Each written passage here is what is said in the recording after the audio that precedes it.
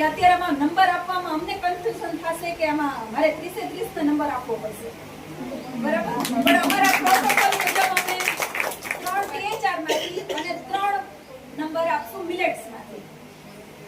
આંગણવાડી કેન્દ્રમાં અમારા ICDS વિભાગ દ્વારા, હું વાંકાનેર સિટી સુપરવાઇઝર છું, અને ICDS વિભાગ દ્વારા વાનગી સ્પર્ધાનું આયોજન કરવામાં આવ્યું છે. વાનગી સ્પર્ધામાં વાંકાનેર સિટી સેજાની 30 બહેનો વર્કર બહેનોએ ભાગ લીધો છે. અને જે વાનગી બનાવવામાં આવી છે તે એક THR માંથી બનાવવામાં આવી છે. દરેક વર્કર બહેન દ્વારા 2 વાનગી બનાવવામાં આવી છે, અને એક વાનગી બનાવવામાં આવી છે મિલેટ્સમાંથી. મિલેટ્સ એટલે શ્રી અન્ન ધાન્ય, જેને આપણે પ્રધાનમંત્રી શ્રી નરેન્દ્ર મોદીજી દ્વારા શ્રી અન્ન નામ આપવામાં આવ્યું છે. તો મિલેટ્સમાંથી બનતી વાનગીમાંથી આજે વાનગી અવનવી બનાવવામાં આવી છે.